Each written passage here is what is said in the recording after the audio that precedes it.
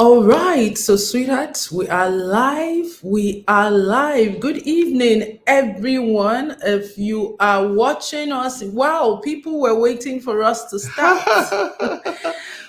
Welcome and welcome. This is the first single session for this 21st wedding anniversary Lovathon.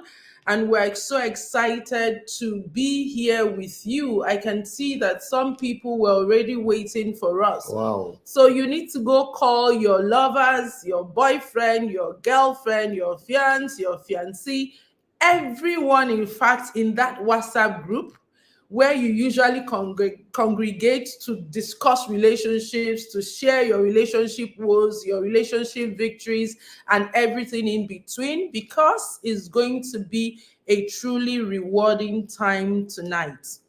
So please do let us know where you're joining us from. And if you know the topic that we're discussing tonight, also share it in the chat room whilst I hand over to my most favorite person to welcome you to this event and, of course, tell them what the Lovathon is about. We are so grateful to have you here. We're welcoming you. We say good day wherever you are joining us from. And this is DinmaNedum Mobi. We are so passionate about enabling couples, especially young people, those who are married within 5 years, to ensure that they're equipped with the right tools, with the right skills, and be better informed on how to do marriage right. And not just to get the right person, but also to be the right person for the right fit and be the right fit person.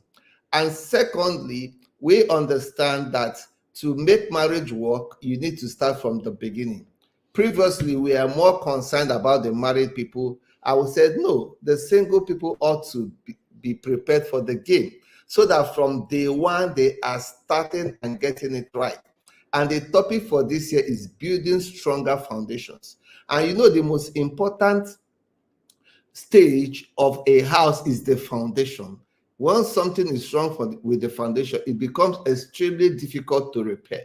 But once you have a good foundation, every other thing can fall in, and the house will be stable, beautiful, and attractive. And so, in this episode of Love-A-THON, this is the first time we are having it, and it's our legacy project to ensure we offer our own gifts, our own talent, and our passion for young people. So we are calling you to just pay attention. It's going to be a wonderful moment with us in the next 2 hours, and hopefully it will be so beneficial that you are going to get out here happy, fulfilled, and ready to get your marriage right and choose that person that you will eventually be happy with and build a lovely family. Okay, so I see that we have people joining. Aziz is joining from Lagos, Inside from Lokoja. We have Diola from Ilori, Sambi. I didn't see where you're joining from. Eket Akwa Ibom. All right, thank you. And we are transmitting live from Lagos, Nigeria. And I did ask, what is the topic we're discussing tonight? And I've seen Yin Layefa says the topic is, are you, okay, who is that? Are you truly in love or trauma attracting? So let me just start with this. So Nigeria just struck, but I can assure you that you're still hearing me, and the light will be on in before you know it is gone off. I just want to say something to start off today's conversation. It's a conversation we're looking forward to having. And I'm so excited that we have someone who will be joining us as our guest tonight, who I consider truly professional. So this is, team. If you've been with teamDinmaNedum, you know that vulnerability and, putting our journey, both the successes and the misses, is part of how we do life. So by the time she comes, you will understand what I say about the professionalism. But for some people who have said, Dima, I thought you said the topic was, are you truly in love or trauma bonded?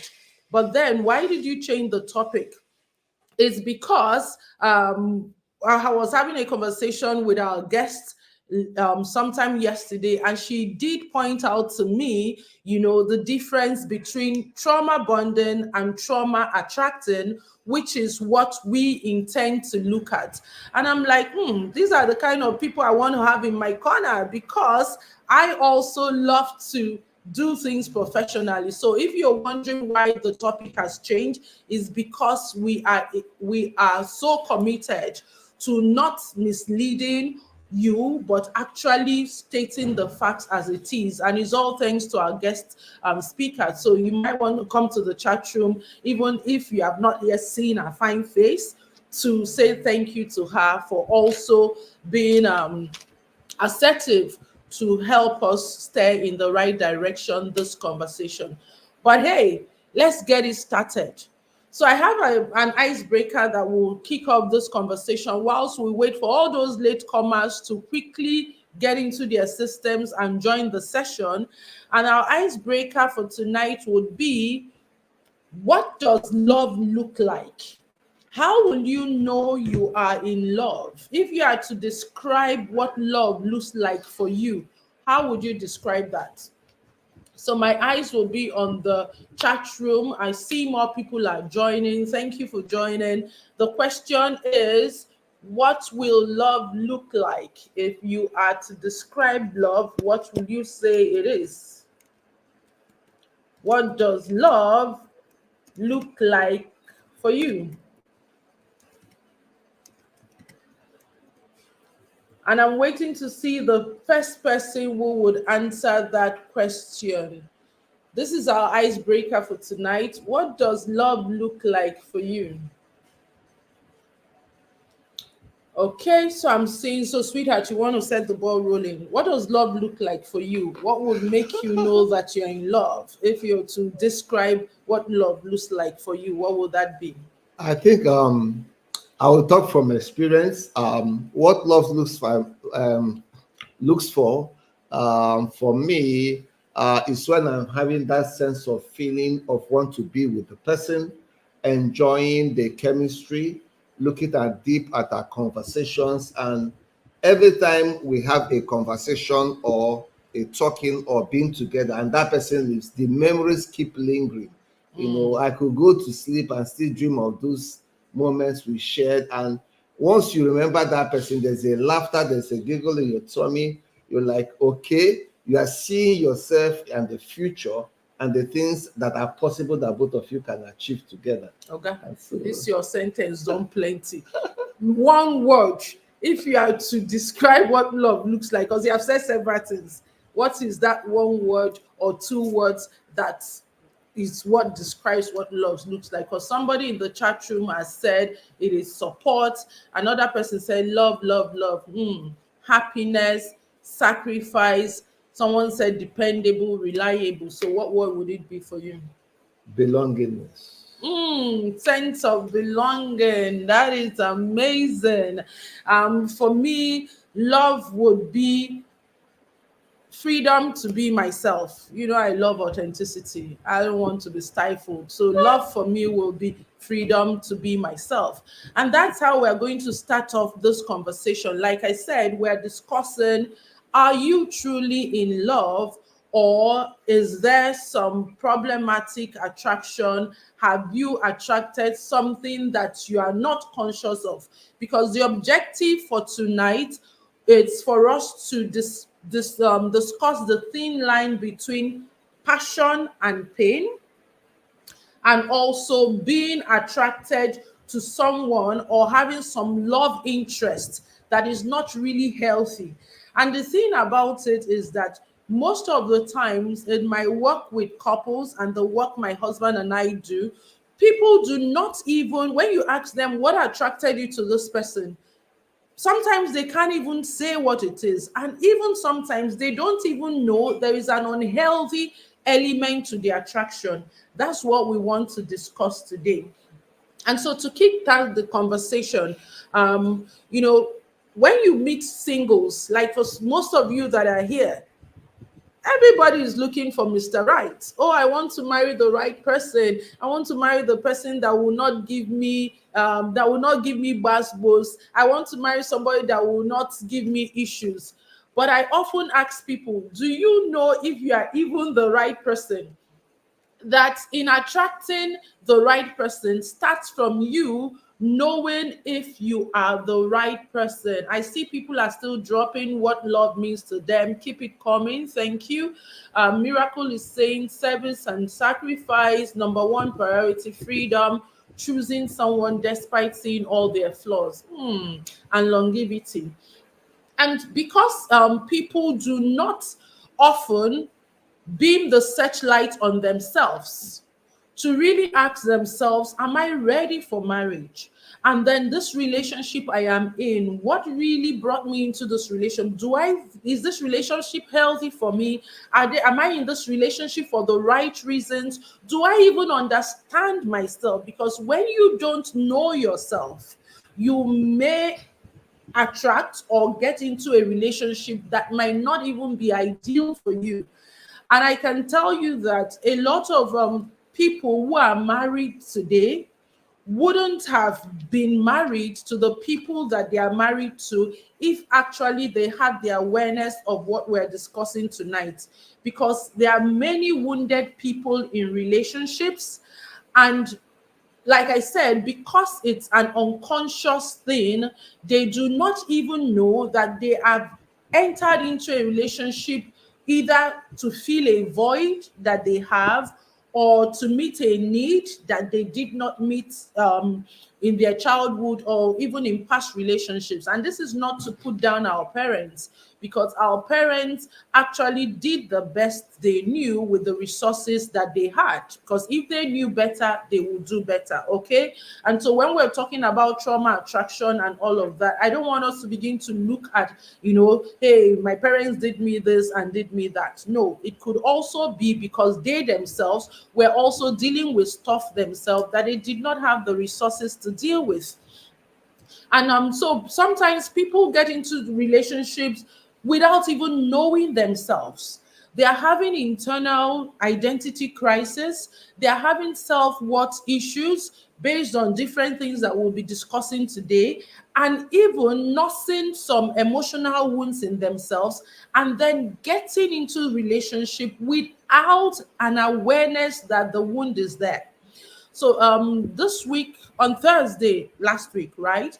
No, Wednesday, we were having we're facilitating a class, and this was a class for people getting trained to be licensed premarital coaches using the framework that we designed. And so some of them were saying, because we're looking at the module on healing childhood wounds and other significant emotional experiences, and some of them were saying, I didn't even know I was traumatized. I've been hearing trauma. I would never have thought that I went through something. That sometimes even childhood trauma may not necessarily be what happened to you. It could also be what did not happen. Some needs that you had as a child emotionally, and it wasn't provided for you, that could also mirror how you get into relationships. So we want to explore tonight how people are drawn to partners that mirror maybe their past trauma issues, maybe their past relationship experiences that were not healthy. And because, so somebody will say to me, Dima, I never would have imagined I will get into a relationship with somebody that acts like my father. Growing up in my home, I did not like the marriage my parents had.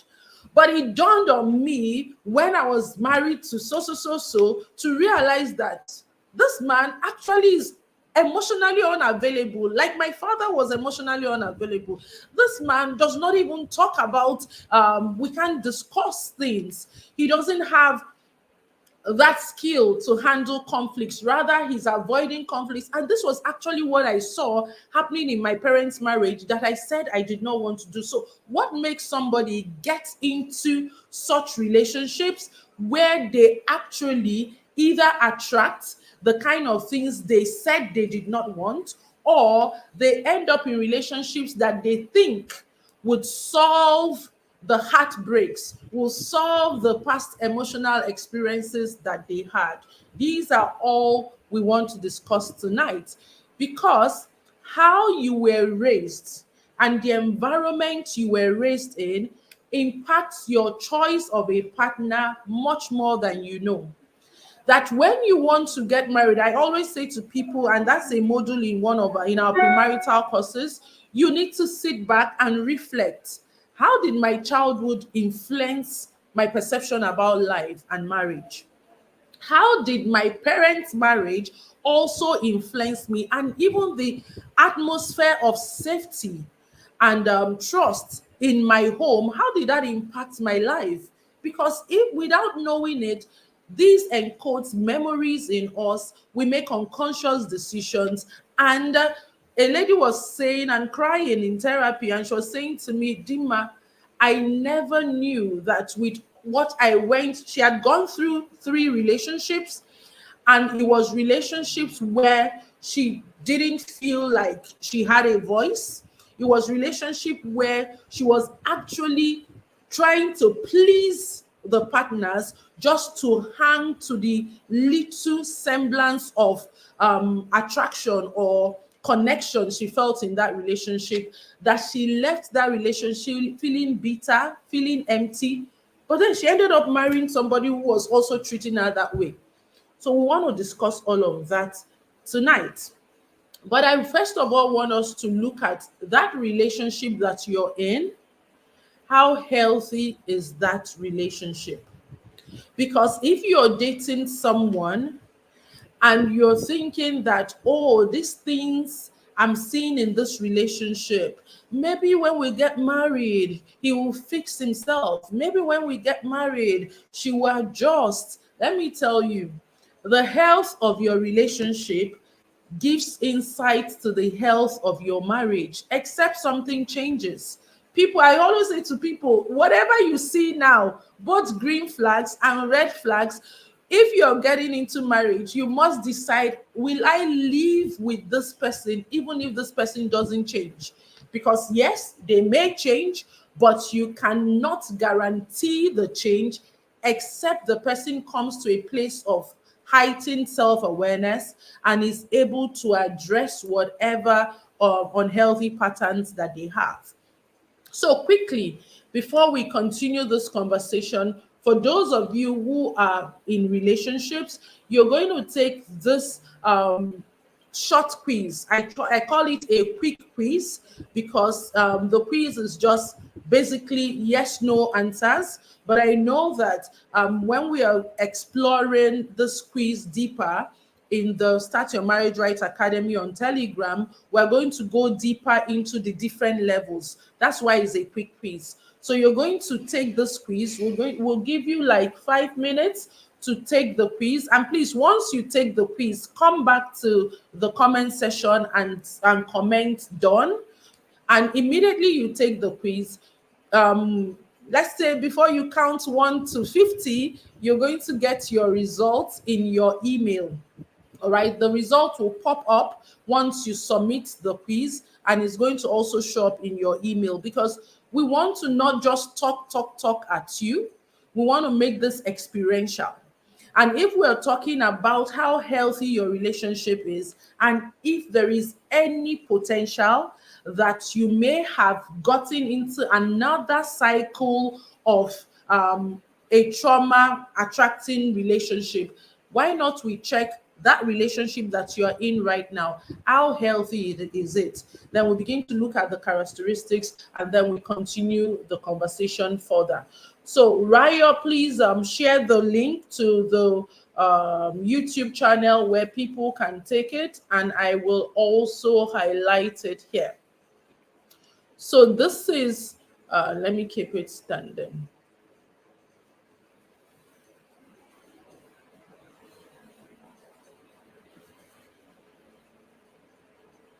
Okay, so you just go there and take that quiz. The quiz is just 20 sets of questions, and so I think you should be able to be done with it in 3 minutes.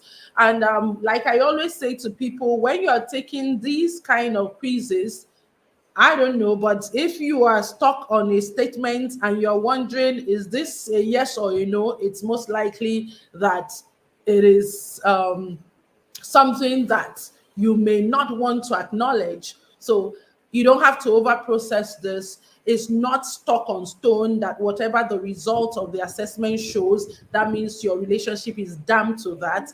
You may even be thinking that you're not in a so good relationship, but when you answer those questions truthfully, you might also find out that your relationship may not be as bad as you think it is, or you might also find out that it might not also be as healthy as you're imagining it is. So we're going to just give some moments here for people to take the assessment.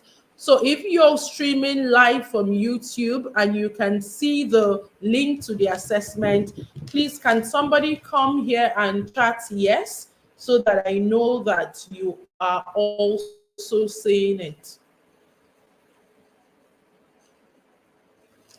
Okay, Kate is asking where is the assessment. Ryo, if you can hear me, can you drop the link to the assessment on the YouTube channel, please?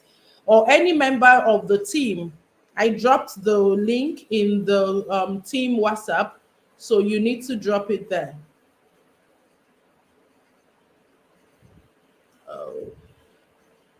Okay, so Tola has seen the link. So Kate, you want to check on YouTube for the link, and also the link is what is on the screen here. So I don't know how well you can type that out, but if you're on YouTube, you could just click on it and then you can take the quiz. Our time is going. I'm giving us 5 minutes. So at exactly 7:30, we will recall everybody back and continue the conversation.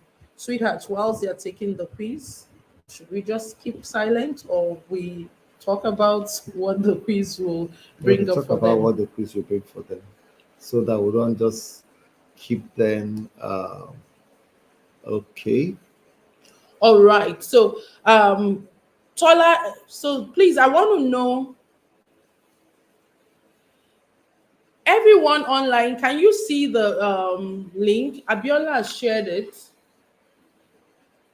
So I guess Daniel, you want to also share the link to the email. So can you share the links to everyone who registered so that they can see it in their email? Because I don't think that this plan is working. People don't seem to have access to it, and I'm wondering.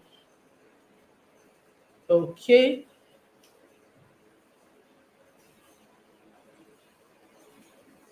All right, just give me a minute. I will sort that out.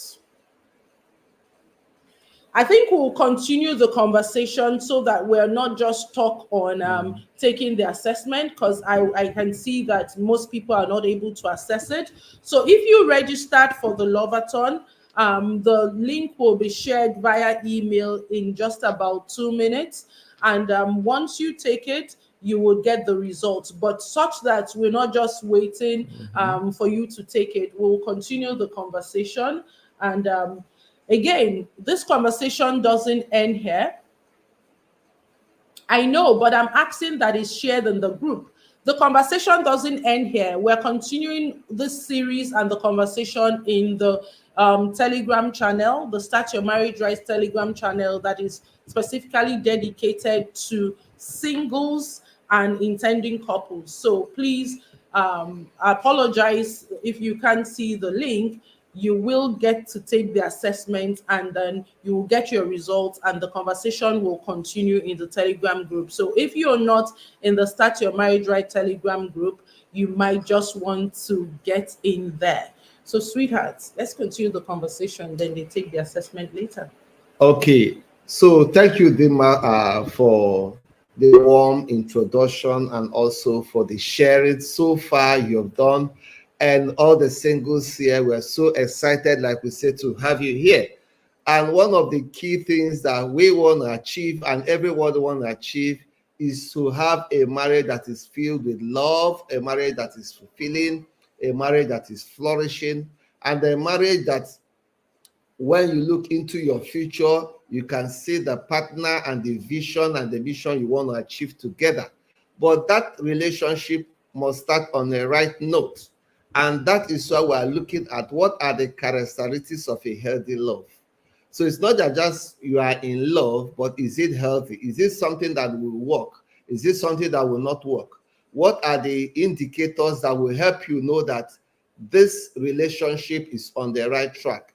And why is it important to know these indicators? Is to allow you to make quick decisions, whether to stay or to japa, whether to continue or to withdraw. And because sometimes you see singles staying in a relationship longer than desired, longer than imagined, because they are still confused to make a quick decision on what to do next. And so that is why these characteristics we are going to discuss now will be important for you to also use it to reflect on your current relationship if you're already in one, and also to know about it in case in the future relationship you are going to be, to look at these things while you are in that relationship. And one of the characteristics that is important is open and honest communication. In that relationship, are you free to share your needs and desires? Are you free to talk to your partner? Are you free to express yourself? And because this is important, that you are not in a relationship where you are imagining you are picking the choice of your words. You are on your toes, thinking, what will I say that will anger or trigger my partner? You are like as if you are walking through a charcoal, a hot charcoal. Imagine, I don't want to prick him. I don't want to make him to arouse in anger and bitterness because of what I say and the way I express myself. So because there is no relationship where you are tired or frustrated about sharing your views and your needs and your desire that you are going to be comfortable with. So no matter how you think you are in love, do you have that freedom? Are you in that atmosphere where, well, I can say my mind respectfully and not be criticized and not be judged and be willing to be listened to? So you have to know if you have open and honest communication in that relationship. No pretense about what you feel, no pretense about what you want to say. You are free to say it and your partner is willing to listen. The second one is mutual respect. Are you respected? So this is not a question to begin to think only men need respect. No, even as a lady, are you respected? Are your thoughts and feelings respected? Are your desires respected? Do you have a sense of self-respect even for yourself? Which means you are not pushed to do what you don't want to do. You are not pushed to go to where you don't want to go. At the stage of every relationship, do you see yourself being valued? When you are outside or when you are together, is that person have courtesy towards how that person treats you? Whether we are with your friends or with your family member. There was one of our friends that time who was in a relationship, and the person and the guy told her that whenever I'm with you in the car, I am driving, do not greet anybody. Not even your cousin, not even your family friend, not anybody that you know, or wave to anybody. I just want you to be still. You can imagine that kind of relationship. And the funny thing is that even in the parents' house, somebody came there to like greet her, how are you, which is a family member, and the guy used his shoe to throw at the lady, even in the family house. So there are signs that will show you that you are not respected. How can somebody be commanding you in a relationship that you are not yet married, but is determining already your life? So are you respected? The third one is trust and reliability. This is one of the things you should know. Is this partner trustworthy? What he says and what he does, is there a correlation? Is there a relationship? Is it the person when he tells you he's in Sokoto, he's in Abuja? Is it the person when he says he's working at MTN and that person already is not even working, that his office is in Surulere while his office is in Ajegule. Can you trust when you investigate this person? Is this somebody you can build a foundation with? I remember my first relationship then. It has trust issues. And the simple thing was that everything you said cannot be accepted on the face value. It has to be investigated. In fact, in one of the conversation, I asked her, why are you always speaking and be an investigative journalist in everything I said? He said her mother told her never to trust any man, even when it's his father, even when it's her father. You see how, I don't know what was the experience of her mother, but she said that her mother told her, and her mother cannot lie to her.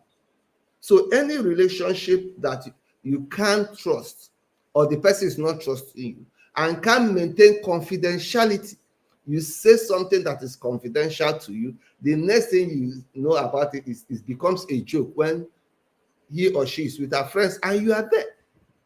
So these are some of the things you are going to be looking at. When you have challenges in the relationship, which every potential relationship, whether you are in one already or in the one in the future, will face challenges. Why? Because you are two people coming from different experiences, different life desire, different backgrounds, different life expectations. There will be a form of conflict. The question is, how do you resolve this conflict? Do you resolve it in a healthy way? Is the person listening when you are airing or when you want to convey your misfeelings, your misgivings about the relationship? Is that person looking at ways and positive way we can reconcile, or that person doesn't care? Are you the one always begging for the relationship to be reconciled? Are you the only one calling because you erred? And in this kind of relationship that is not healthy, it may mean that even when your partner is wrong, you still have to be the one begging for a comeback in that relationship. I don't want you. You are begging, please. Go away. You are still coming. He's not picking your calls. You will keep begging. Of course, when we are angry, that may happen. But when that becomes a pattern of off and on in the relationship, if you don't call, if you don't beg, if you don't comfort, that person will never look at you. It's as if you have laid down yourself as a sacrifice. And so even when you are being angered or you get angry by your partner, is that person apologizing and saying, I'm sorry? These are some of the signs you will look. And the next one is healthy boundaries.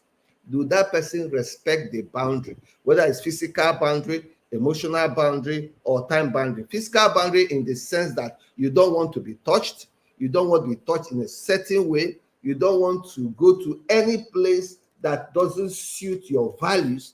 Are you forced that you must be there? Is that person respecting your time?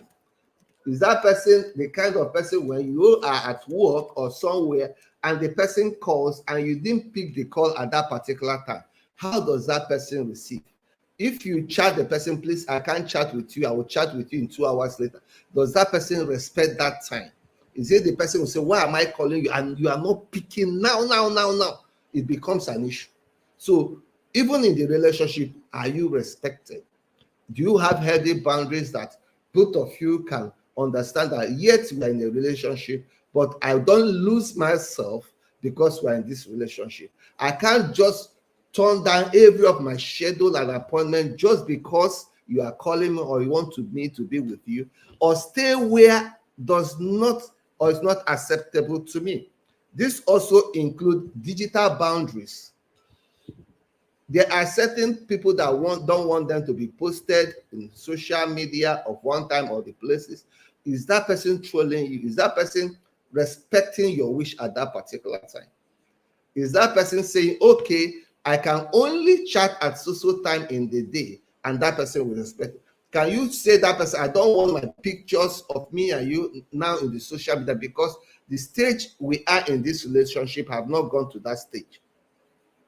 Will that person post something that you don't like or say something about you that you don't like on the media space without your permission? These are some of the things you are going to watch. Do you have sense of security and safety with that person? Wherever you are, do you feel secure? Are you tense? Is that person a drug addict? Is that person forcing you to do or to take drugs that you don't like or you don't wish to participate in parties? Are you truly safe? Do you find that serenity and peace? Is that person stalking you, wondering wherever you are, monitoring you like monitoring spirits from the village? So these are some of the things you are beginning to check if you are in a healthy relationship. Is there any form of manipulation financially? Yes, because when you are dating or when you are courtship, of course, somebody can buy gifts for you, somebody can give you monetary reward, but is there an attachment to that that is unhealthy for you? These are some of the things that when you begin to use as a parameter to check your current relationship and begin to look at the events that are happening within that relationship, that will help you know that if you are in a healthy relationship or not. And if you are not in one already, or you are experiencing an unhealthy relationship, what are the things you need to do? Just keep on listening. We shall address all that, especially in the next segment and section of this conversation. Thank you, sweetheart, for that. So, Nedum has shared some indicators of relationship health. If you're in a dating relationship, he talked about open and honest communication. He talked about mutual respect, trust and reliability, healthy conflict resolution, and healthy boundaries. And many of the times, like I say, most of these things are unconscious. As I was listening to him, I remember early on in our relationship, and now let me say this: Nejuma and I's relationship, we invested time because I want somebody to that can relate with this. So when we talk about our relationship, we would say that we spent a good, sufficient time in premarital discussing, talking about stuff, talking about the future we want to build together, and all of that. Negdum and I met in church, and my parents attend the same church. So he knows my family and will come home. My parents knew him and all of that. Why am I sharing this? As much as we grew up in the Igbo culture and we understood the dynamics of checking out each other's families, like when we're getting married, they would, in Igbo land, they call it Ijuese. That's going to find out about the family of the person. And so his parents sent somebody over to my hometown to ask about my parents, my family. Are they peacemakers? Do they have any health issues? Do they have mental health sicknesses and all of that? That's typically what is asked. And my parents also did that check-in. But we really, because I sat down, I was reflecting on it, we really did not talk about most of the markers of the things we saw in our relationship. And let me give you a typical example. So I remember when I was younger, um, I was lying down in the sofa in the living room, and my mom locked the door. Now, mom, sorry, I didn't take permission to share the story, but I know you know I'm using it to encourage somebody.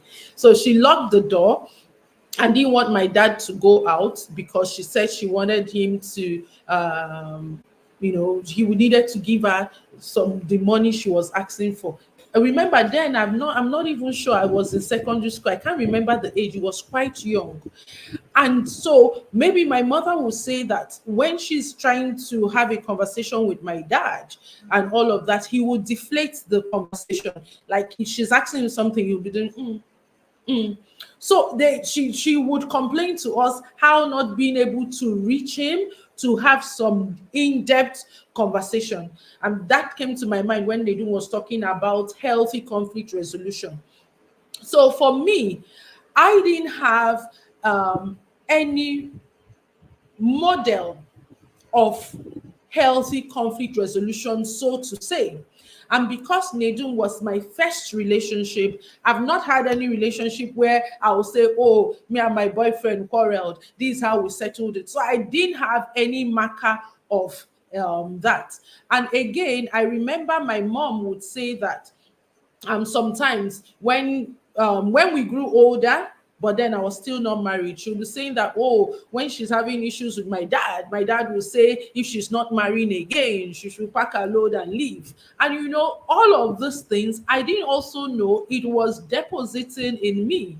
It was later when we got married and I started to exhibit some of the traits that we'll share today that I began, and then I learned about attachment issues and attachment styles, and I began to realize, okay, that was anxious attachment I was showing in the early years of our marriage. So why am I sharing this is that many at times it could be unconscious. That is why we're having this conversation, because our parents did not, I don't think any parent in their right sense would want to give a bad example to their children or want to model something that is not healthy. And there are so many other health characteristics of healthy relationship, but my body is just itching me to start this conversation on talking about trauma attracting. So everyone who is here, I apologize if you were not able to take the assessment. I don't know if my team has already sent it via email, but I just want you to know that you're going to get the link to take the assessment in your email tonight. And once you take the assessment, you are going to also receive your results in your mail. And like I said, this conversation doesn't end here. We have a Telegram channel, the Start Your Marriage Right Telegram channel, that is for those preparing for marriage and for singles. So we will continue the conversation there, okay? And then we'll begin to talk about the different other characteristics of healthy relationships, such as emotional support, practical support, where you can actually count on this person that you're in a relationship with. We'll talk about mutual decision making. Are you in a relationship where somebody just makes the decision for you and you are not even involved in the decision? A lady was saying to me, I think he just asks my take on issues just for asking sake, so that it's not like I didn't ask her, but then he ends up doing what he wants to do, that I feel he shouldn't have even asked me in the first place, because I don't feel like I contributed to this decision. So if you're in a relationship with somebody and there's no mutual decision making, maybe that is something you want to also check. Of course, again, are you happy in that relationship? Very important. Personally and mutual happiness. And then what is the sense of, okay, Nedum have spoken about that. And then interdependence. I think this is where we're going to get into the next session. Some people are in relationships where they depend on their partners for their emotional validation, for emotional support, for everything really beyond even just material. That is not healthy, because no human being can meet all of your emotional needs. And I have also seen people in relationships run from such relationships because they were beginning to feel emotionally suffocated. So what makes somebody get into a relationship and is overly dependent on another person? We want to talk about that in the next session. Then some people are not even, they are so dependent that you're wondering, you should have just stayed single. Why are you getting into a relationship when nobody can share your space, when you make your decisions on your own, when you don't even, you don't even accept support, or you don't even ask for support? So it's one side becoming too dependent on the partner, which is not healthy. Another becoming too independent that you're wondering, what are we doing together? Right? So the goal in relationship is to build that interdependence. But what again could also have, impacted a person that makes them more dependent or independent? For a healthy relationship, the partner should work towards interdependence. And I think this is where we're going to take a pause, because there's so many more things we want to talk about, and why people end up in these kind of relationships. Because marriage is one relationship that will have the biggest impact on your well-being. In fact, I dare say that marriage is one relationship that would have the biggest impact on the entirety of your life. which is why for you as a single, it's important that you get into marriage informed. You get into marriage with an increased sense of self-awareness, because the boss in marriage will not spare you because of ignorance. They are not going to say, oh, I did not know, and so because of that you will not suffer the consequence. You will suffer the consequence. All right, so marriage is beautiful. That is what we always say to people. In fact, it's one of the most intimate relationship where you can get the basic psychological needs we all have as humans, because as humans we want love, we want connection, and we want belonging. And marriage becomes that very intimate place where you can get these three core needs in an intimate way. But what if you're trauma attracted? What if you are in a relationship that is not healthy? What if you are in a relationship for the wrong reasons without knowing that those are your reasons? Let's get our guests up to stage so that we can go deeper into that conversation. So I'm going to do the honors of introducing the guests who will be joining us in a bit. So let me bring her up so that you're seeing her fine face whilst I'm reading this intro. So our guests, so is somebody that I have admired from, you know how we know people on social media, but we don't know the people, but at least I know her from social media. The first person I met was her husband. Now, when I say met, social media meet, Ben and I have not seen face to face, but that's one of the beauty of technology. All right. So when people are putting down social media, I don't know what you're doing with it, but I know that it has taken me into the lives of people who have been great influencers, and I'm also learning from. So Chidi Anya Sodo, I hope I got that, because sometimes my Igbo does not used to Igbo well, is a relationship coach whose innovative approach is reshaping the way individuals and couples experience their lives and relationships. She is the CEO of Chotaya UK. The first day I heard that name, I said, this girl, I like the indigenous name, and I also like the meaning of what Chotaya is. And what she does in Chotaya is to guide her clients through a journey of deep emotional understanding and connection. So you see why she has to be in this conversation. She has a background spanning engineering leadership roles in Fortune 500 companies to the building and healing of human connections.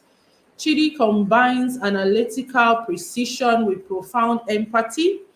This blend allows her to address relationship challenges with clarity and compassion, making her coaching approach both unique and effective. Amazing. Her personal journey through challenges, breakthroughs, her personal journey through challenges to breakthroughs fuels her passion for helping others live life on their own terms.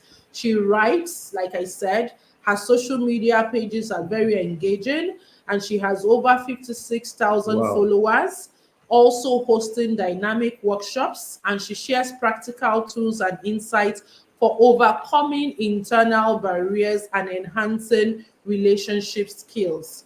Can we put our hands together to welcome Chidi as she joins us in this conversation? And I'm hoping that her signature effect of taking people through transformational journeys to unlock deeper intimacy, understanding, and joy in their relationship, we and everyone here tonight will experience that.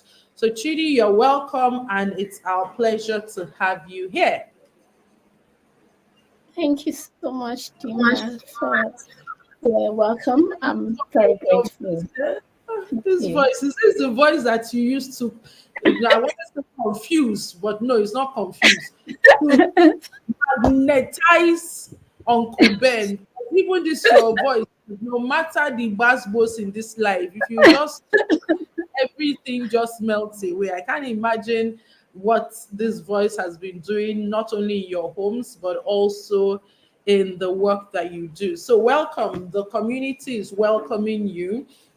And we're Thank delighted you. to have you here. So let's jump Thank you. into the conversation.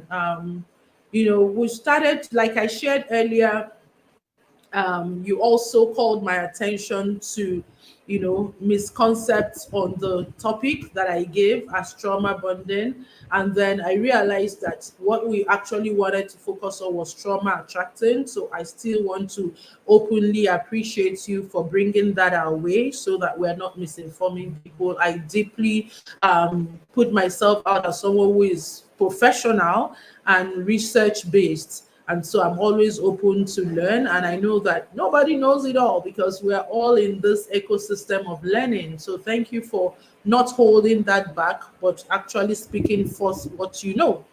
So let's talk about trauma attraction.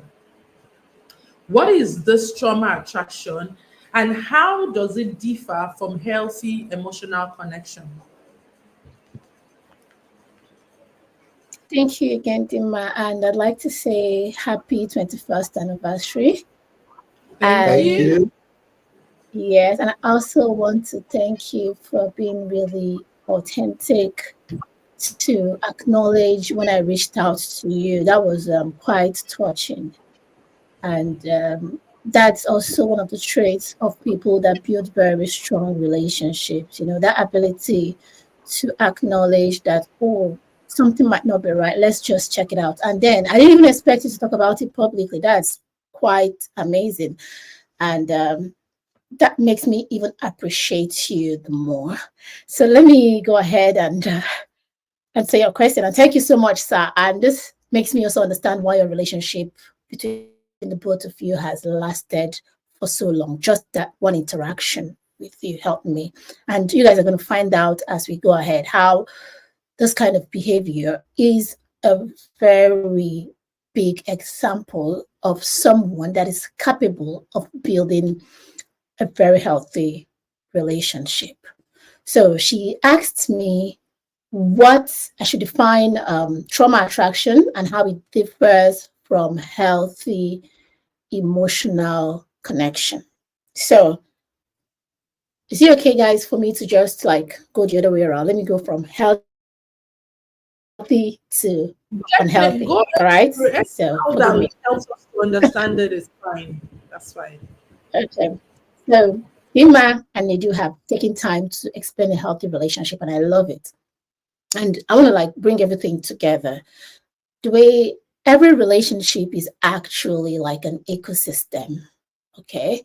Those of us that did integrated science, which everybody did in JS1, we learned ecosystems. Ecosystems are like a place where living things exist and function together. The earth itself is a huge ecosystem, right? The streets that you live on, your village, and everybody in it, the animals, the trees, the stream. These are examples of ecosystem, the whole village, and everybody inside of it is an ecosystem.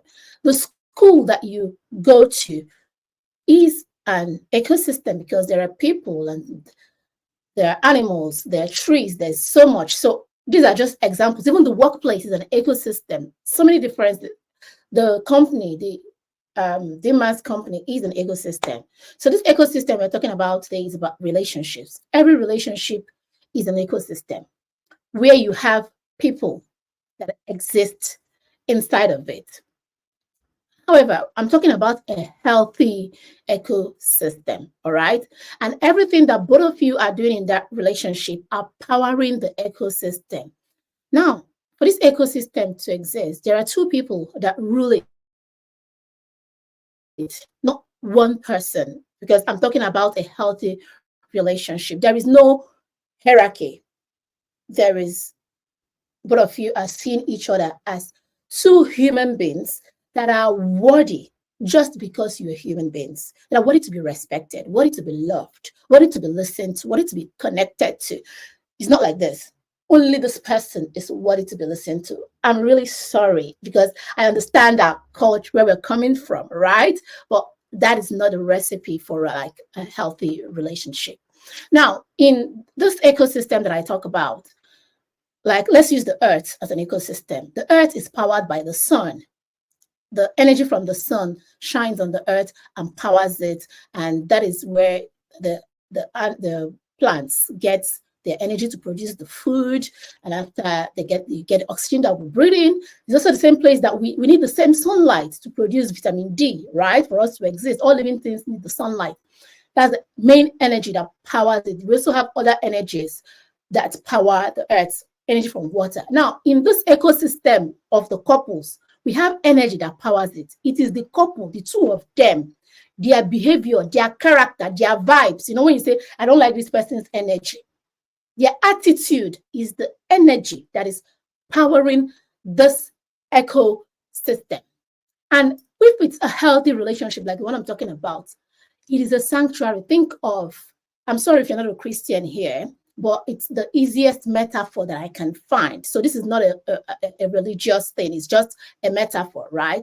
Think of the Garden of Eden, right? This place that is so peaceful, a place where you find safety. Think of a sanctuary.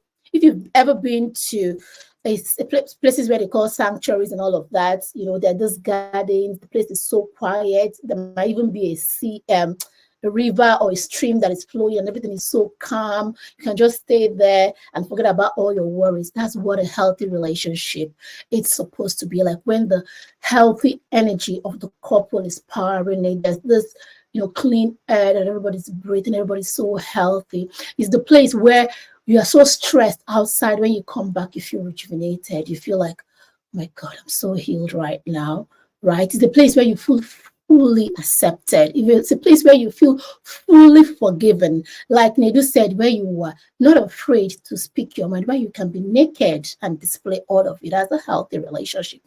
On the other hand, when a relationship isn't healthy, now, the thing about ecosystems, before I get in there, is like everything in the ecosystem, because it's a system, affects everything in the system. So because two of us are the energy that is powering that relationship, when we are releasing positive energy, it is healthy. We have clean air to breathe. We have energy to power us. The sanctuary is there, it's peaceful. But when we are releasing negative energy, in that place, the air becomes polluted. I don't know if somebody heard me. It becomes polluted. It's no longer a healthy relationship. And this is very common when you have traumatic attraction. And how do you know that you are there? It's a relationship where there's always suspicion. You're always suspecting the other person, or you're suspecting yourself even. You don't even trust yourself again. There's always lingering conflicts and anger every time there is mass. You know, there is fear, there's trepidation. You can't even say, I love you. It gets to a point where you can't say that anymore. You feel small or less of yourself whenever you're around the person. There's lack of support. General feeling of lack of support. That's what I'm saying. You don't even want to come home. You want to avoid the person. Sometimes it is like this. And some other times, even when all of this is going on, some people still want to stay with the person.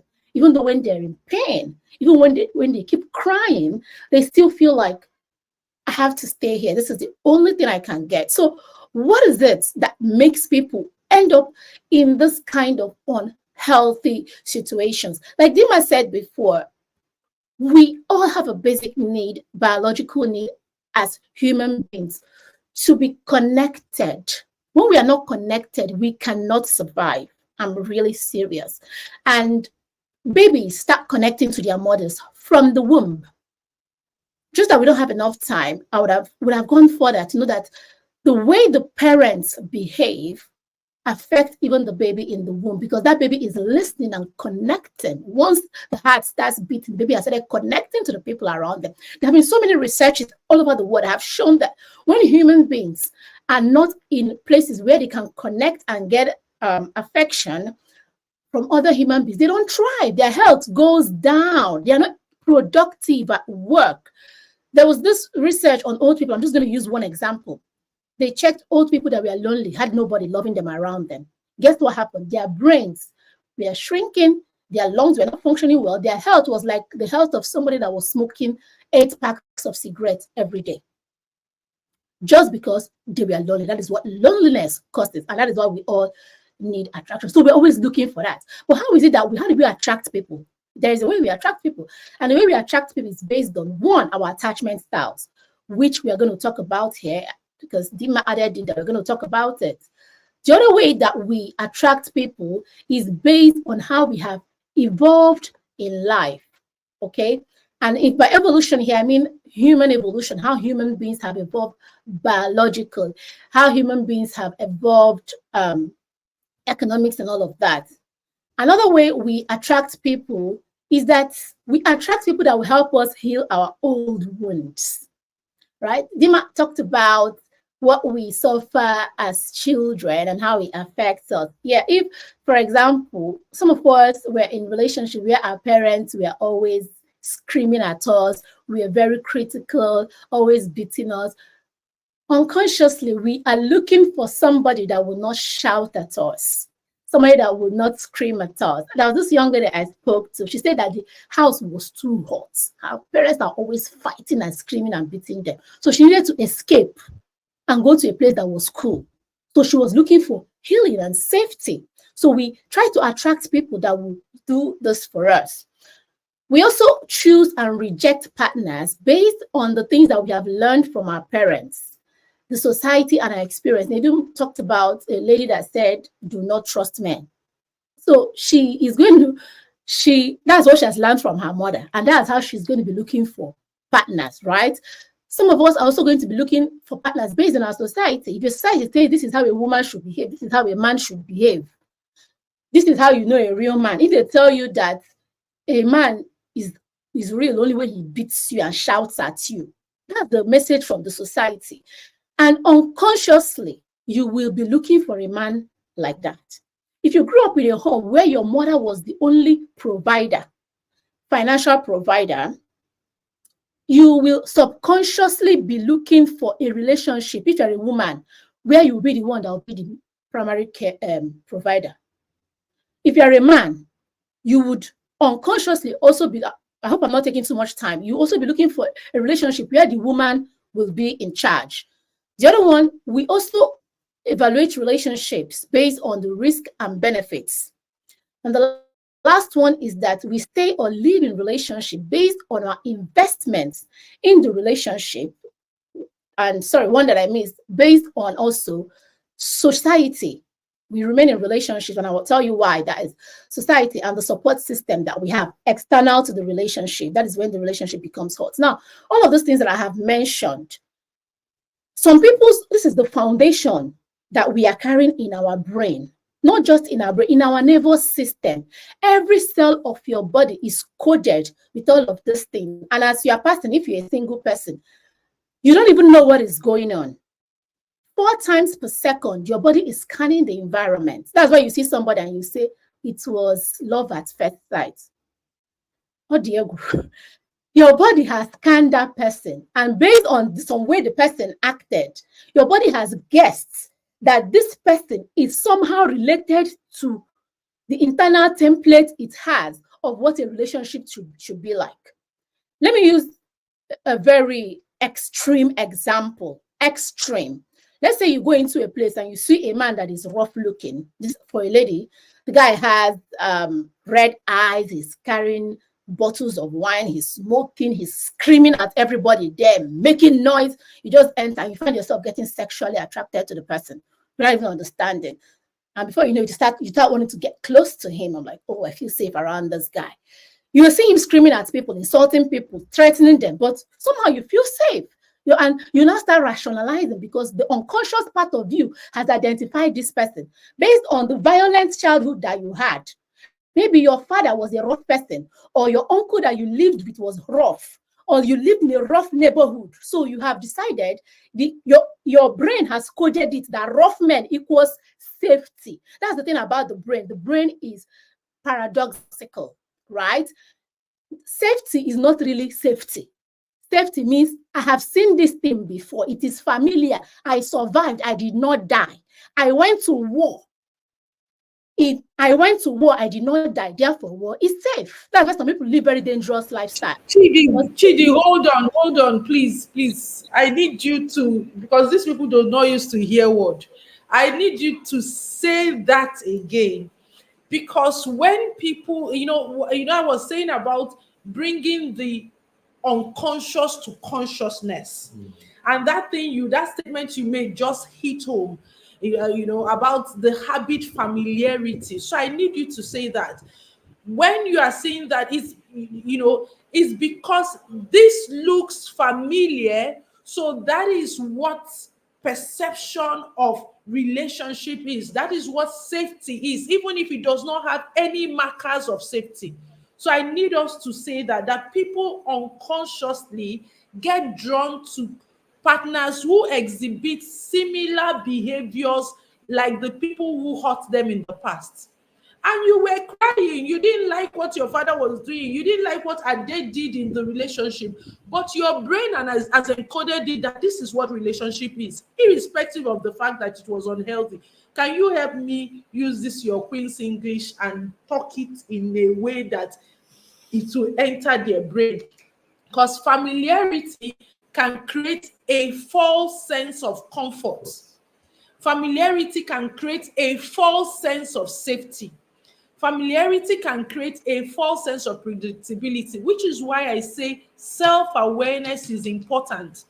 That if you are, before even you get to dating somebody, you want to sit down and extract all of the habits that you saw in your parents, that you saw in past relationships, that you saw in your environment growing up, and now begin to look at them, whether they are healthy or unhealthy. Because Chidi, what I've seen this do for me personally and for my clients, like you said, it helps to, I don't know the English now, to reframe or recode what your brain has stored as the safe whatever. But if you don't consciously look at it, you don't give your brain information to now code this as not healthy. So help me tie this in so that our guests can truly understand this, because habit familiarity has made people get into, and then when they get married and after some years, it's like the scales fall off their eyes. They were saying, how could I get into this? It was because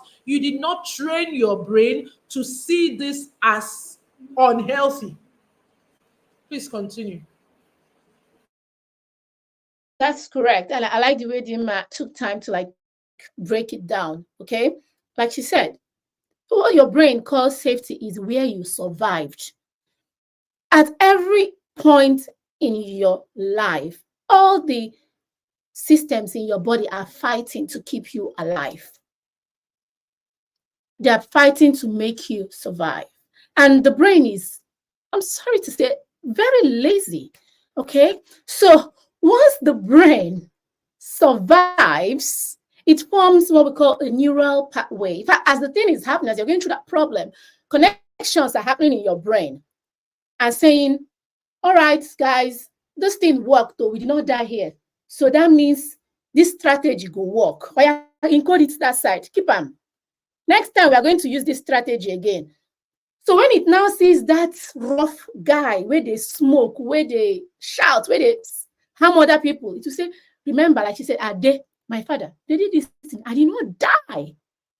And the only way it understands men is by that code where it does not have the code to understand a man that is nice, that is honest, that will treat you well. The code does not exist anywhere in your brain.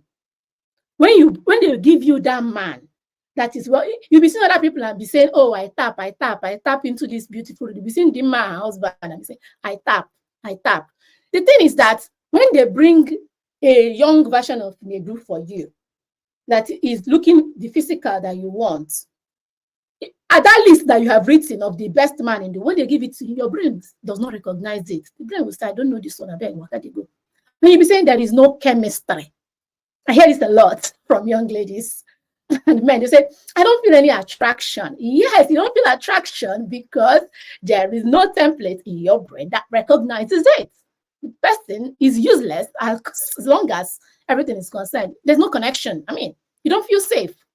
So what the brain is, when that guy, that trouble comes, be like, your body will just do like this.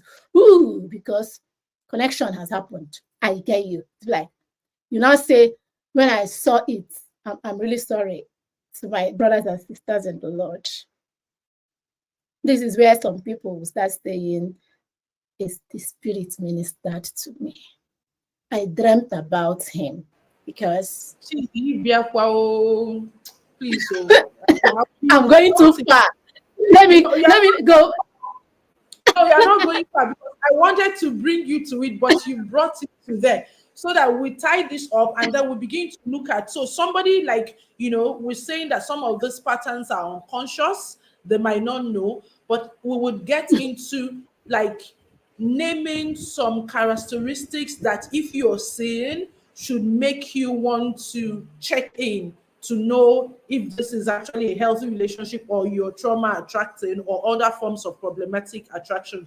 But I'm not going to go there without touching this one because I met my husband in church. I teach, both of us teach premarital in church, and I see this a lot about God showed this man to me.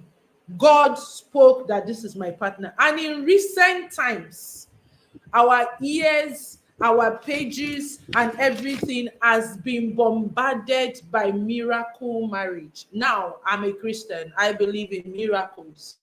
But then, how do we also, because from what you're saying, there is a representation of a man in our heads, either healthy coding or unhealthy coding. Exactly. How does this human being who has heard God say, this is my partner or this is whatever, ensure?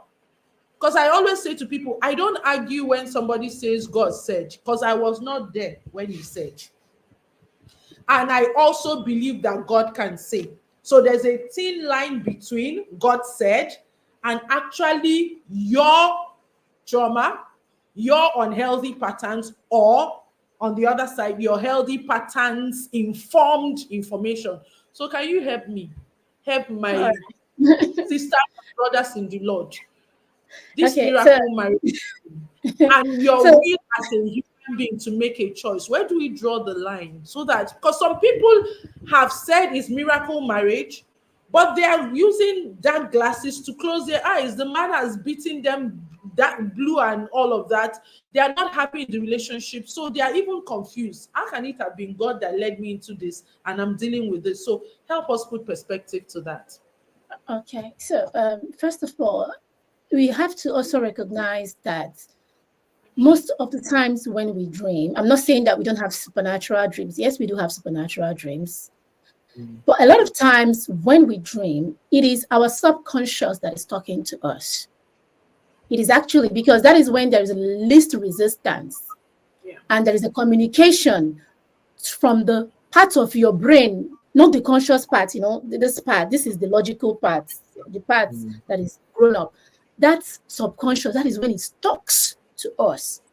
And sometimes when you are dreaming or you are thinking, it is that part that is pushing its own agenda to you. So when you recognize first that many times, and it's not a bad thing, do you understand? It depends on the message that is being pushed. It's actually a very intelligent design. But the thing is that when this design, the information in design is corrupted by trauma, that is when there is a problem because you don't know the message that is coming through. It's like when you have a bad network. Okay? Exactly. So how do you know the difference? The difference is, remember in the beginning, Dima and Nedu, we are talking about what a healthy relationship looks like. I also told you guys what the relationship looks like. Now, if you were in a traumatized situation, you might find it difficult to tell what a healthy relationship is to an unhealthy one. And you will need help from somebody to see your blind spots. Like when you are driving, sometimes when you want to do reverse, you are not seeing everything. Sometimes you might need another person to like show you what you're doing.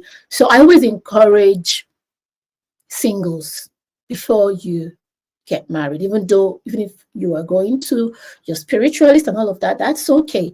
But have a science research based therapist, counselor, coach, whatever you have, who also believes in your religion, but is very scientific. Okay, because this person is going to help you to know the difference. The reason why I'm saying is not like some people will not know. Some people know, but if you are operating from your trauma, you are going to get confused a lot of the time. And it's also important that your counselor or your therapist is not just for coming to tell you if the relationship is trauma or based. Work, engage with them, go into weekly sessions and start working through the trauma so that the eyeglasses you're using to select these people will clean. Your windshield is colored, so you're not seeing the correct thing. So that is what that's how I'll answer that question. I would have said look at the signs of a healthy relationship, but I know that when people are traumatized, that place, that's why I'm saying work with somebody like Dinma or Nedu, right, closely during that period. It's not difficult. They're going to help you and walk through that, and not just work with them to see if this is right. Go in weekly, book up to 16 weeks minimum sessions and walk through that trauma, right? Sometimes it might be less than that. Some people, for that, it might not be so heavy and it will be less. But I always say good therapy is usually around 16 weeks to deal with if you have a heavy childhood trauma. So I think I'm going to stop here. Thank you so much for that, Chidi. You want to say something, sweetheart? Thank you so much for that. You know, when you, I think you just hit it on the nail. Why is important that, and I say to people, premarital should not be when you have engaged and then you now come and do that one, because sometimes we've seen people who are engaged break that engagement or postpone it to attend to their emotional wounds, to grieve that childhood that they didn't have, and all of those things. But some, like you said, and I'm borrowing that your word, where you talked about why people go into unhealthy relationships or something, about when they count the costs, the risk and the benefits. Because I had someone and he said, the man said to us, I just used my money to buy sleepless nights for myself, because whilst they were in premarital, these patterns showed up. He also began to see, the need for them to heal. But he's saying we've dated for 7 years, they have booked their hall, they have done all of that they were going to go ahead, that in fact he wished, which was sad, that they did not engage in the premarital at this time, because now he's having sleepless nights. So he's literally, and I see that my heart is pained, because again, I know it is also the weight of the trauma and that unhealthy self-concept that sees a person, I am walking into fire and I am walking into the fire. No human being in their true self, as God created us, would do that. No. So even the resistance to get the help is in itself a trauma response. Yeah. Right? So let's begin to look at, so I like what you said about people engaging. And I'm glad that my children are here. Our oldest is 20. I always tell them, you must, all these classes I'm doing, I'm not doing it for other people. You have to be there and even go outside of me so you hear from somebody else. It's not when you are falling in love that you now be doing all this. Start early and know what, any unhealed or unresolved issues that you need to deal with. So thank you for talking about that. So guys, ladies, when we are saying premarital, and just first off, it's not even premarital. That is why it's important that you first heal, leave relationship. Because when you heal, you are now able to make a right choice of a partner. So everyone who is from 18 years, you should do a self-assessment and the personal healing, personal harmony sessions. And we're going to talk more about that in the Telegram group, because we feel that that is what many people need now, so that they can reconnect back to the authentic self.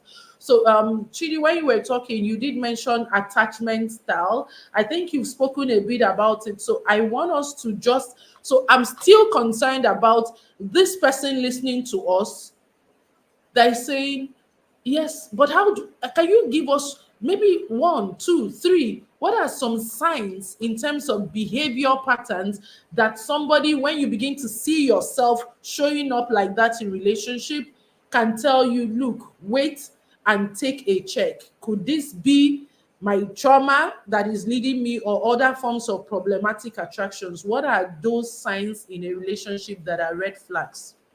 All right. So while I'm going to talk about the other person, I'm also talking about you at the same time. So watch the way both of you engage with each other. Okay. When you guys are having, the easiest way to know is when both of you are maybe talking, relating, and all of that. Is there a need for somebody to always be right? I must be right. When you're arguing, my view must be the accurate one. Self-righteous indignation. I am never wrong. When they tell you what you do, you never take this thing. I told you guys when I engaged with Emma yesterday, we had this conversation. She didn't even waste time. I was even trying to like say, okay, it doesn't matter. Let's just change it. She's like, no. Just hold on. She just came back and I was like, wow. She did not even argue with me. Like she didn't even try to be right. Do you understand? This is a trait you want to see in a healthy relationship. But when you're already with somebody and the person is always right, that is a red flag. And it doesn't mean that you are a bad person. Do you understand? And I'm taking this very seriously. Please listen. I don't want to go further. Before I go further, I want us to take this seriously. These red flags don't mean that you're a bad person. All right. I want us to come to this with a lot of compassion. These are the strategies that you learned as a child on how to engage with other human beings. Okay. And because you learned it as a child, it was working for you. If you didn't learn it when you were small, you might not have survived in that family that you grew up. You had to start behaving like this to survive. But the thing is that it was working that time. Now it's no longer working. Because you're now adults in the real world. You are in a dysfunctional environment. For now, you're in a functional, for you to build a functional relationship, you not go work, unless it will also bring it to another dysfunctional. So if you have this in yourself or you see it on that person, it's a red flag. The other person that always wins an argument. Number 2, controlling behavior. It can be direct control or indirect control, which is manipulation. What is control? Control is the need for you to tell another adult what they should do or not do without their permission. I've seen a man come and tell me, you see, my wife, I've warned her, any day she dresses like this again, she will not sleep in this house. If she dresses like this, if she calls her friend, Chioma and Adobe on the phone again in this house, I'll seize her phone. That's controlling behavior. What Nedu talked about, the person said, you cannot talk to anybody when I'm in this car. Control. When your salary comes in, send it to my account. Control. If you don't behave like this, I will do this to you. That's not how adults behave. Adults don't negotiate like that. Adults have conversation. And an adult will say, I don't like this thing you're doing. Is there any reason why you do it? And the person will say, this is how I prefer to do things. You're not going to say, if you don't do this, I will do this to you. You must do it like that. No, that's not an adult behavior. It's called the adaptive child. The little child in you that adapted when you were small in your parents' house. You grew up in a controlling environment where you were either controlled or you saw them controlling other people, or you controlled others and nobody stopped you. That is where you learn that behavior. That little child, it is what is now living in you, a fearful, scared little child, and is behaving. So when you're doing this, you're not a man or a woman, a strong man, a strong woman. Sorry. It is the small little child, maybe an 8-year-old, 7-year-old, 10-year-old, or 12-year-old little you inside your head, in your body. That's the one that's acting this controlling behavior. All right? So I'm not going to dwell too much. The next one is unbridled self-expression. Blah, blah, blah, blah, blah, blah, blah, blah, blah, blah, blah, blah, blah, blah. When you're having an argument with somebody, instead of you to just say, Kidima, we had an agreement that this thing was supposed to start by 5 p.m. And I'm not really happy that we're starting by 5:30. Is there any reason why this happened? And Dima will not be like, oh, I'm so sorry, blah, blah, blah. And next time it's not going to happen. That's how adults have arguments. But somebody who's unbridled self-expression will be like, Dima, you told me that this thing was supposed to start by 5 o'clock. Look at it's 5:30. That's when we are starting. I don't like this thing. This is how yesterday we had agreement, so we started by 5:10. Last week, you started by 5:05. 3 months ago, that is what, in fact, your uncle told me that this is your normal behavior. That is what your mother told me. You have entered from this thing that happened now to historical. You've entered history lesson. From history lesson, you enter to character assassination. Nima, you are just a very annoying person. In fact, you have no respect for me. Before you know it, 5:30, 30 minutes. We have ended 1 hour. You are talking, Dima is finished. She's like, oh my God, what did I get myself into? So, but if this is in you or it is in another person, it is also a red flag. The other red flag is retaliation. If I do you, if you do me, I will do you back. If you do not pick my call, next time, if you call me, I will not pick. In fact, you call me 10 times before I pick. Retaliation. So research has shown that relationships that tit-for-tat relationships do not last. They usually end up in dysfunction or divorce after some time. The other one is withdrawal. That's another sign of that you would know. Somebody that does not want to be in constant communication with you. I'm not saying that you guys have to talk every second, both of you are talking. No, but if you're in a relationship, the person would want to see you often if they don't have another thing that's keeping them busy. I didn't say they have to see you every day, but reasonably, both of you will have an agreement on how often you would see. But somebody that withdraws, even after you have an agreement that maybe we'll see once a week, the person can go 3 weeks, they'll disappear. You won't hear from them. Maybe after 1 month, they will appear again. You will call them on the phone. You don't even call often. Maybe you call only once a day. The person will not answer. You will call the next day, they won't answer. Maybe after 3 days, they will come up with one reason. Both of you will have a small argument, or you just complain about something, they will disappear. They can keep malice. They can't handle any small, discomfort, right? When you start seeing this thing, these are examples of red flags. Then there are some I have not mentioned. Those ones are not just red flags. They are run for your life signs. Please give them the run for your life sign so that let them be hearing from someone else. So because I gave something and I was saying, this one's, I didn't call it run for your life, not recommended. And somebody said, why are you saying not recommended? I said, because if you're going to, I don't know, except now it's not that people can heal, but it's important that you know that you cannot take responsibility for another person's healing. Exactly. Because sometimes people will say, oh, so does it mean that, what if somebody is here and you and your partner can rightly say that some of the signs you see it in your relationship, it starts from self-awareness and then the willingness for both of you to address it. So please help us hammer those run for your life signs. So I don't know what is it volatile signs we'll call it, since red flag might not cut it. Exactly. Volatile. Now, this is usually with controlling people. When it becomes too much, people that have controlling behavior, they tend to become abusive and violent. Okay, so control is a continuum, is a spectrum. It's not like control.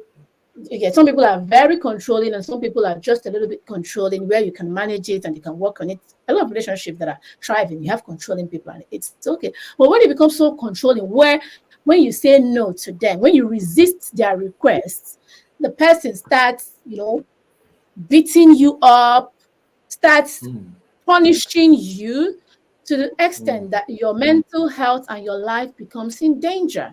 Then I wouldn't I would not recommend that you stay in that relationship, because you should be looking for safety. If you were here, I will be looking for safeguarding for you.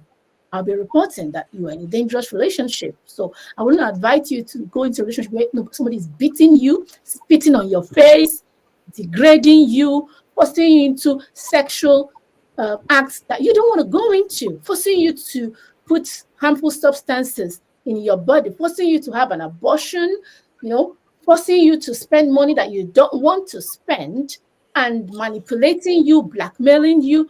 Those relationships are dangerous, right? And this person could be doing it under the influence of drugs or alcohol, all of those things. Yeah, so I'm going to really ask you that if maybe you really, really want to go into, maybe both of you have to check into therapy first, and maybe be patient, you need to really heal before you start a relationship, because in that state, I cannot really say that your life is secure. Safe. It's dangerous at that point. All Sorry right, about that. thank you, Chidi, for that. So, sweethearts, because you are start looking like you're dazed in this conversation, do you have anything to say? Because I want to begin to tie it in together. We don't just want to, it's not, and I love when you said, let's meet this with compassion. Compassion is very key. So many a times I don't want to just leave people with this awareness. Maybe they have seen some patterns in their relationship and they are feeling like somebody's already saying, Lord, help me. And I can read into that, Lord, help me. It's not just a three-word sentence. It is deeper than that. So for somebody like that, for me, it's what, if somebody is already in this kind of relationship, one of the things you have said is, first of all, what we are doing here, this awareness is opening the person's mind to it. So education is very important. And then again, like I did say, taking some self-reflective exercises to really sit down. But many a times again, because you're already clouded, there's this veil of that unhealthy coding in your brain, you may not even be able to see for yourself. That's why I wanted them to take this assessment, which you can still have access to, because sometimes stuff like that help to bring some, you're taking that person from pre-contemplation and bringing them closer to contemplation. So checking in with a therapist, belonging, first of all, again, is finding healthy relationship models. Surround yourself with examples of healthy relationships, in as much as, because your brain needs to rewire from what it has encoded. So surround yourself with healthy relationships. Seek role models. You've listened to Chidi. Chidi offers interventions, and so you could connect with her. You could connect with teamDinmaNedum. We have a community for singles where every weekend our team is, teaching, educating, bringing awareness. Because what you need, if you're already seeing yourself in any of these patterns, is that you need a new blueprint. You need a new blueprint of what a loving relationship looks like. You need to sit in a community where people who are building this kind of relationships are in, so that you can get the modeling. But please, therapy is very important, because you need somebody. You're already in, it's like you are in a bottle and you are inside the bottle, so you can't read the label. You need a neutral, and I love what Chidi said, a neutral professional with science-backed tools and interventions that can help you hold up the mirror so that you can see yourself, right? And that is some of the things that we do. I have a background in positive psychology. I'm a trained positive psychology coach, so I love to use assessments, interventions, and talk about research. In fact, my children, if you ask my children, this popular thing that people do. What will mommy say? One of the things you definitely hear them say is science says, because anything I'll say, science says, research says, and they're like, I beg, I beg, I beg. But I said, that's it. I don't want to just talk from my experience, because my experience is limited Limited, to yeah. our frames of reference. But can we look at tools and intervention? So that is a starting point. I want you to add to that. Give succor, give hope to somebody who may have noticed some patterns in their relationship. What should they do? If you are in this kind of relationship, what do you need to do? Thank you, Dima. Sorry, just some of the patterns I didn't mention because there's so many of them, right? I just want to Yeah. mention two more that I feel are very important. Inability to Oh, control your emotions, right? Either anger, excessive, anger and all of that. If you can't regulate your emotions, sadness, anger is an emotion, sadness is an emotion, all those negative emotions, frustration, shame, all of this also can are also common residuals of trauma. The second one I didn't mention is people pleasing behavior, which is usually related to a shame based someone that has an internal shame based model. Okay, you always want to make everybody happy. You want to become jollof rice or ice cream, like my people will say. And this kind of people pleasing people tend to attract controlling people that will always be telling me. There was also one man that I met one time. I said, introduce me to a woman that is agreeable. I said, what do you mean by agreeable? We are talking. She said, what if finally agreeable? So, that was the first time I was hearing that kind of language. This was some years ago. And I was like, okay, sounds nice. Maybe this guy is a very easygoing person. Only for me to later find out what he meant is somebody that anything I say, you do. yes. No, mommy. Mommy Modipe posted, earlier today, that kind of man, anything I say, you do. That's what he wants. And there's some women like, whatever you say, I do. And there's also some men that are people pleasers. Anything you tell me to do, I will do. And some women that also want to, anything I tell you to do, you will do. So these people that they're just waiting for somebody to tell them, oh yeah, stand up, sit down, stop walking. Don't do this again. They'll say, no problem. Come back by this time, no problem. They never have anything inside their mind. But after sometimes this becomes problematic in the relationship and could even become abusive. Right? I'm not going to go into so now, like Dima asked me, what other things somebody that's already in this relationship? First of all, I want you to be very kind to yourself. That is where it all starts from. Yeah. Okay? You've got to be really, really kind to yourself and know that you didn't know better. That is why you are where you are. You are here based on what has been programmed in your whole cells, in your brain and everything. This was your sort of, when they say destiny, till this moment. But destinies change because Yeah. now there is new information that is now giving you to your original destiny, the one that you had before you came into the world and was programmed in a certain way. Now, this is a new beginning, okay? And know that this is a new beginning for you.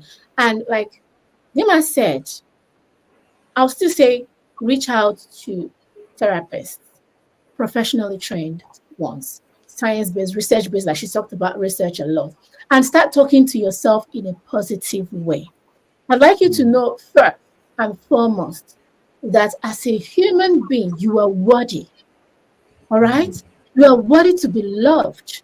You are worthy to be treated right. You're worthy to be treated as an equal. If you're somebody that is in a shame position where you feel like other people are better than you have to worship every other person for them to love you. No, I don't need to come up. You don't need to worship anybody to be loved. You don't need to do anything to be loved. You are just lovable by just existing. All right. And if you are the one that looks down on others and expect them to do everything that you're always better than them, I'd like you to come down to ecology, come down to relationality so that you can connect with other people where you know that you are the same as every human being. It's the same blood that flows in all of us. It is the same. You get biology, all of us have DNA is flowing in us. So come down to that place. That is it. And when you are in this position where you know that you are not perfect, just like I'm not perfect, we all make mistakes, you are now in a better position to seek for help. That when I'm not getting it right, there are people that can help me. And when your life is in danger, please run. All right? Yeah. You don't just sit, run, leave the relation. And if you can't, if you're finding it difficult to leave, because sometimes trauma makes it harder for us to leave a relationship, look for a professional, a therapist, a counselor, a coach, and attach to them. They are going to work with you and you're going to be able to walk away from that place. Thank you, Chidi, for that. And we're just wrapping up this conversation. We cannot finish it today. Oh, and I love, where you started from. First of all, loving yourself, and knowing that you deserve better. All right, going on a self esteem repair journey, right, where you begin to look at yourself not like the decide. And when we say some of these things, it's because we have experienced it and also have seen that in our work. When we're talking about somebody that is shame based on what may have happened, it just reminded me of this young lady who I didn't get to work with her, but I listened to her story. She was sharing her story with me. And it was that a young man was chiking her, was toasting her, was requesting to be in a relationship with her, and she kept deflating it. And her reasoning was this young man was well read, well schooled, in an environment where she grew up in, and she couldn't for the life of her. How can he, with his education and with whatever, want to be with her, who he knows was a house help in her history of life in the same street where the young boy grew up? But the young guy liked her. But she didn't give him a chance to be in a relationship with her because she felt she wasn't deserving of him. Yeah. I've also had a situation where somebody was saying to me, I don't know what you're going to help me do. I have done everything to prove to my woman that I love her the way she is. But then by the time I started working with this lady, it was a clear case of abandonment issues. And I love the fact that you mentioned that even, from the womb, children begin to perceive their attachment and even the connection that their parents have with themselves and with them. Because this young lady, and I'll wrap up with this story, this young lady grew up in a home where the parents got pregnant for her when they had other career dreams.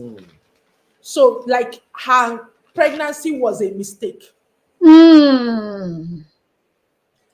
And so they were caught in between, should they abort, should they not abort, and all of that. And all of those conversations, because sometimes when I say this, people are like, I'm like, that's why I like to have professionals in the room. Like your baby in the womb is listening into your conversation. Feeling the vibes. Yeah, it's feeling the vibes, the energy of your room, the vibration is felt in there. And so that's the same lady I'm telling her story. It happened that the parents, none of them wanted to, like, it was wrong timing. I mean, the mother had just gotten this opportunity abroad. She wanted to explore it. It wasn't a time to start stringing along with a young baby and all that. After they had her, I'm not sure they stayed up to a year or 2 years. The mother, not even up to 2 years, the mother left for the opportunity abroad and left her with the father. The father was also growing his career back home here in Nigeria, kept her with the sister because he could not care for a little girl that age. And so she and her brother went with the sister. Do you know that all of these issues from that time till she went to school, met a man and she would say to me, my husband can literally lick the dust off my feet. But she just did not feel, she was always anxious. She was always thinking, that this was not going to last. So she could not even be in the relationship. So these dynamics are different from people. And so I always say, start from that place of grace, please. Whatever it is, don't die in silence.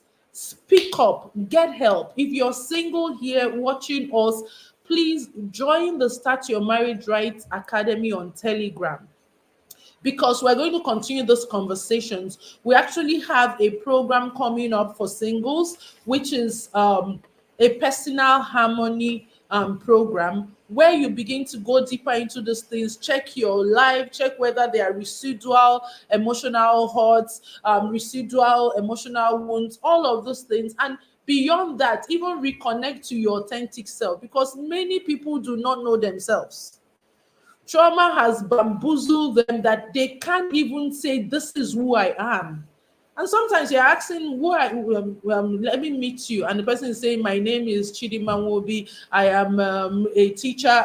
That's not who you are, but that's conversation for another day. But we're going to talk all of that. So thank you, Chidi, for being here. We really, really, really appreciate. Somebody said, these things, do they ever end? I mean, the work we need to do as humans. And on Montaria, that's why we're saying extend grace to yourself and to others. And I think this work, maybe I'll say something and I'll leave Chidi to answer that. The sooner you come to an awareness of some of these markers or imprints in your life that may be unhealthy, that is, I think self-awareness for me is the biggest step to healing. And not just self-awareness of not wanting to accept this is your reality. Self-awareness that comes with self-acceptance that this is my reality, and then I'm willing to work on it. Because some people will just know the knowledge and just file it away. But so it's self-awareness that comes with self-acceptance. That's the start of it. And then start taking baby steps. And the more steps you take towards your healing, the more healed you would be. And maybe somebody asking this question, you're already attracted to somebody in this kind of problematic attractions. I always say to people, a failed relationship is better than a failed marriage. If you confront your partner with all of these issues, all of those signs you're seeing, and that person is unwilling to work on it now that you are dating, chances are that that person will be unwilling to work on it when you are married. So I'm going to also add that to the volatile list that Chidi gave. Teachability is very important in a relationship before you even take it to marriage. If the person is not willing, because somebody will say every day, well, please, that's red danger. For me, run, no. Maybe because I love knowledge, I like to improve myself. And so I cannot be with somebody that is stuck on the past, somebody that is not improving, because that's where it starts from. So Chidi, maybe your last word for somebody like Omora Taria that is saying, does these things ever end? I mean, the work we need to do as humans. What do you have to say to? You've said it all, right? You said it all with self-awareness, self-acceptance, and self-compassion. Those are just the three key things. Because when you have that, it helps you. But another thing that therapy does for people when you are in good therapy is that you become empowered to even work on yourself. After you've been through good therapy, therapy is not about telling you to do this and do that. It's about empowering you, like Dima said, not only to make decisions for yourself, to even work on yourself. That some things you now start to discover, but the therapy has given you the skills and the knowledge on how to start working on any new thing that you discover. You now know how to work on yourself and start getting better. But the thing with human life is that knowledge never, ever ends, right? Yeah. But just be good enough. I think that's what we should be aiming for. We're not aiming to be perfect people. We're aiming to be good enough to have a good enough relationship, have a good enough life. And if you want to keep going on and going on and going, that's fine. Be good enough to manage your emotions, be good enough to connect with your spouse, to connect with your children, to connect with people, live in harmony with people around you. I think that's the minimum that every human being to be able to have a what do you call that, a committed long relationship, healthy, that will last. Not you enter, you come out, you enter, you come out, you enter, you come. That's the bare minimum. Once you can get yourself to this level, I believe that for most people you are actually good to go. And yes, there are some people that might have, I'm not gonna lie, that might have like a longer term work because their case is unique, but this is like minority of the population. It's not the majority of the population. So that's what I have to tell you. Immortarian. I hope I got that right. You so much, Yeah. Chidi. So this young girl backstage is already chatting me. My boss is coming in 7 minutes. I need to leave, so I'm bringing her up. So Well, that is K1, one of our daughters. She will oh, be giving the vote of thanks. Everybody must be here because I cannot come and be dealing with bringing one man or woman that I don't understand. Though. So Kosi, we're bringing you up stage. Please do us the honors and thank Chidi very well and give the vote of thanks for today's Okay. session. Hello, everyone. I hope hello. everyone is doing good. So first of all, I would like to start by thanking the attendees for making time to be here. I hope that you learned so many impactful lessons. I know I did. I remember when Miss Chidi said something about how safety is familiarity.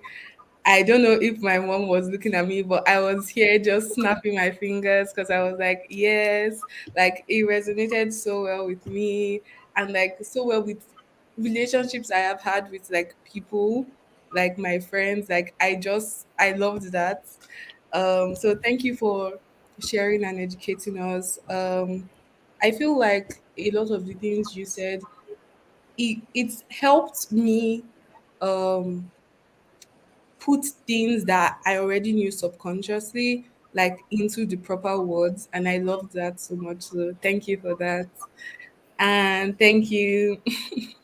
And thank you to Team DinmaNedum, my parents. I think it is like so wonderful and kind of you guys to spend your anniversary month teaching people. Like I think that's so beautiful. Thank you. Like I think it's such a privilege that I have spent my whole life watching you guys and having you guys as my role model for relationships in my life. And I will be so grateful for that forever. And then I want to thank everyone on the team that worked behind the scenes to make this whole thing happen. I appreciate all of you. And thank you to God for like allowing us to be here to be able to have these conversations. Yes. Thank you, everyone. I hope everyone has a nice day or nice night, I guess. And I hope we see everyone next week. Yes. Okay. All right. Thank you, Chidi. Thank you, Kosi. Now you can run along for your bus. And thank you, Chidi. Our regards Thank to Uncle you. John and the family. I know Jesus. I'm trying to remember your Chioma. daughter's name. Choma, because that Chioma. Jesus, I can't forget Jesus. So their son's name is Jesus.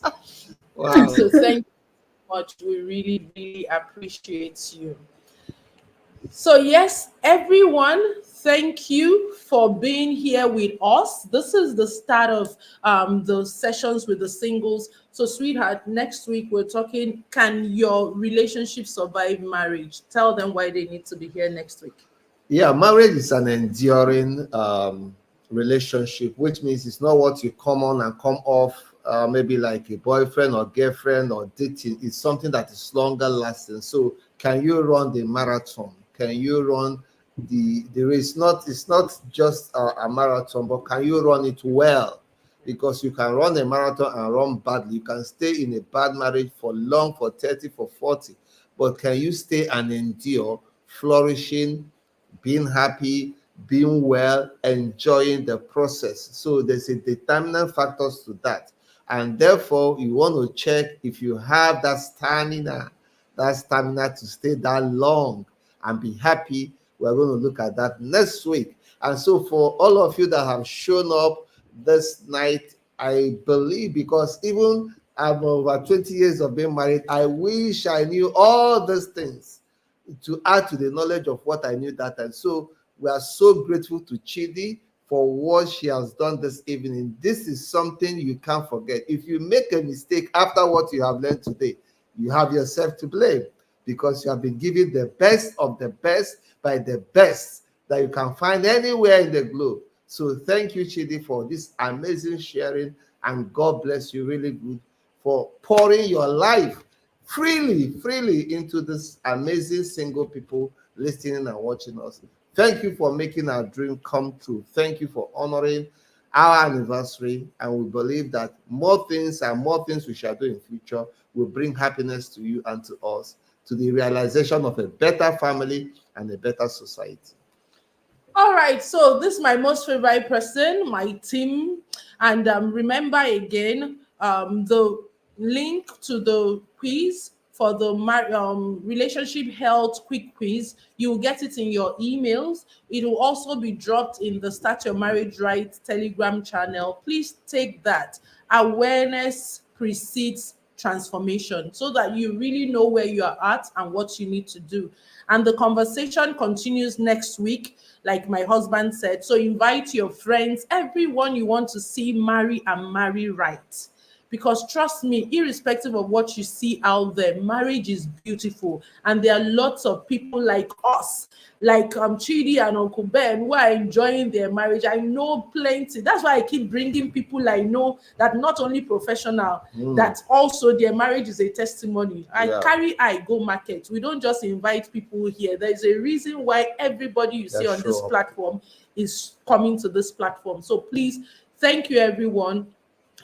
Check up your emails today, tomorrow, for the link to the assessment, and also the link to join the Telegram group. If you are not there, I don't know where else you need to be, because that is the group for people who want to marry and marry right, because we will continue this conversation that we had there, and also help you to become more that of who God has created you to be, so that not only do you are not only going to be searching for Mr. Right, you will become Miss and Mr. Right yourself, and be able to attract the kind of relationship that will give you safety, peace, joy, and everything. So thank you, and God bless you.